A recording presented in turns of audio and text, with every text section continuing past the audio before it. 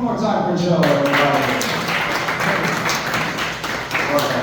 Always looks like the sun is right in his eyes, but man, do I love that smile. Anyways, make some noise. Your next comic coming to the stage produces the Happy Hour Comedy Showcase in Appleton, and he just got a new haircut. Ladies and gentlemen, welcome to John Freitag.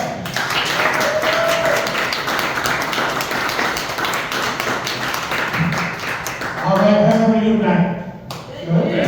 Cool. I did just get a new haircut. I don't know why I hadn't mentioned that. Because I'm one of those people who immediately after they get a haircut, absolutely hates it. As soon as I got out of the chair, I was like, I am going to go hide in my bedroom for the next 2 or 3 days.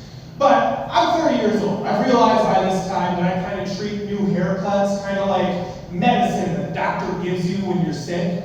You know? Because like those first 2 or 3 days of that medicine are absolutely awful. You feel worse than you did when you first got sick. You feel worse than you did when you were deep in it. But once you get through it, you're all good. So like I treat a haircut like that. You gotta get through the nausea, the shitting, and the diarrhea to look fabulous, you know?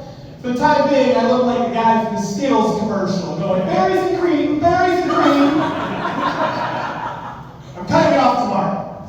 I'm super excited to be here. I'm actually originally from South Bend. I took a 6-hour drive to get here from Appleton, Wisconsin. 3 of it spent in Chicago. This is the highlight of my week. I know, sad, right? You guys are fine. My life just isn't. Like I thought I was getting ahead on my finances, and then I went to go to work yesterday, and my check engine light came on. I know it's going to cost me $1,000. But it wasn't originally the highlight of my week. Originally, that were these shoelaces. I don't know if you guys can all see them, but they're hot pink. I bought them because I wanted to add a pop of color to whatever the hell this is. But they're not the highlight anymore because I had just laced them up and wasn't even 2 steps out the door when my girlfriend piped up and said, "Wow, you're brave." Now last week there was an altercation in our apartment parking lot. She went to break it up, and I hit our bedroom. I am not brave. So I asked her, "What do you mean brave?" She's like, "Aren't you afraid of being bullied or called gay?" I'm 30 years old. I hadn't been worried about being bullied for at least 6 months. And we've been dating long enough that she knows anytime I meet one of her friends, within half an hour they're asking, "Are you sure he likes girls?" I even told her I asked for and received The Little Mermaid 2, Return to the Sea, for my 12th birthday. She's seen me open mouth kiss another man on our 2nd date. But it's the shoelaces that got her worried.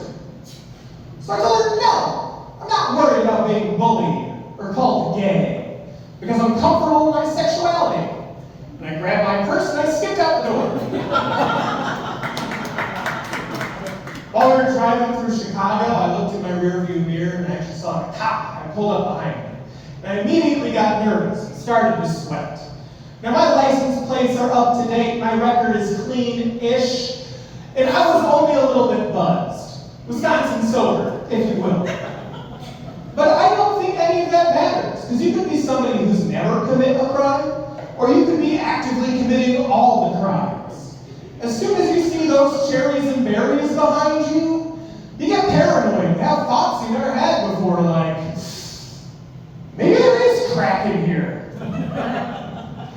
Did I black out and kill a guy? Is that blood or is that ketchup? Jury's out. Jury's out. But then, if you're like me, this is when you start to calm down. Remember that you're white and speed off to go bury the dead body in the trunk. Now, when you drive as much as I do, you tend to see a lot of junk on people's trunks. And what I mean by that is everybody's got a bumper sticker nowadays. Everybody's got something to say. And I'll admit, immediately I found them very annoying. Because they're stupid, they're garish, and I hate them. But after seeing thousands of them, I have come to appreciate them for what they really are. Which is just a bright neon warning sign of that driver's issues fully on display for you.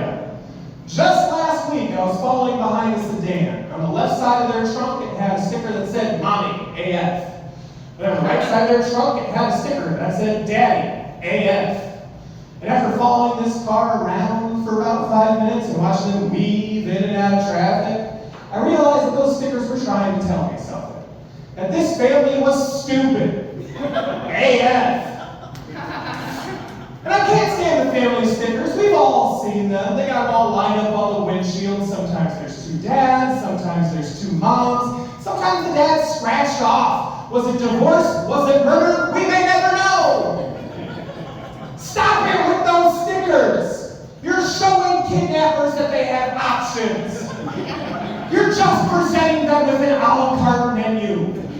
And if you feel it's even worse, like if they're all decked out in Mickey Mouse ears, you know that the parents are less mature than the kids. If they're all decked out in Bears uniforms, you know it's a family of losers. And if you see more than 4 kids represented in that family, you know that they believe in traditional gender roles, but think that the pull-out method is effective contraception. But my favorite bumper sticker of all was on the back of this Ford F-150. And it said, "Not even my dog voted for Biden. Not even my dog voted for Biden." Well, good. That would have been fraud. Plus, like, how do you know? Did you ask him? Is he registered with the RNC? Where was Fido on January 6th? Oh, he was at the Capitol? Yeah, he's probably not voting for Biden. Probably not voting for Biden. Earlier I mentioned that I'm 30 years old, which is kind of cool, but mostly sucks because all my friends are having babies. And I can't stand them. Everybody's got baby fever nowadays. They're all popping them out. They're popping them out like a drunk person's tits at Mardi Gras, you know? And unlike a drunk person's tits at Mardi Gras, they want to know your opinions on their baby. They always want to know what you think of their baby. And honestly, Karen, ever since that little parasite was born, you haven't been to trivia night, and we haven't broken the top 3. You were our anchor, so it's not going to be great. And they always want to know if you think their kid's cute. They want to know if you think their kid's cute. And sure, babies are cute. I get it. But like, what if they're not cute? What do you tell them then? I've known Karen for 20 years. I haven't lied to her once. I can't start now. And I can't say something like, "Oh, it looks like you." That's just rude. She has to know. And I can't tell them my truth, that I think all babies look slightly wet and remind me of the xenomorphs from the movie Alien. And that my waking nightmare is walking into a nursery and all of them turning out once, looking at me and crying simultaneously, while a second head pops out and spits acid on me. I can't tell her that. But I think I got the solution. I got it from my boss. You see, this past weekend, he went on a Peaky Blinders binge. And on Monday, when we got back to work, he decided to tell me that I kind of reminded him of the lead actor, Thomas Shelby. And after smacking him for insulting Oscar Award-winning actor Cillian Murphy that way, I did feel pretty good about myself as HR escorted me out. So I think that's the solution. You gotta tell them that their baby looks like somebody famous, because everybody loves to look like a celebrity. So next time one of my friends with a kid came up to me and asked me if I thought their baby was cute, I grabbed their phone, took a deep breath, and said, "Aww, it looks like Steve Buscemi." And I haven't had to see another baby since. It's great.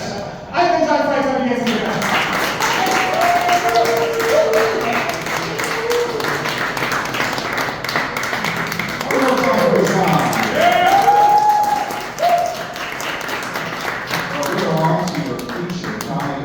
Get excited, folks.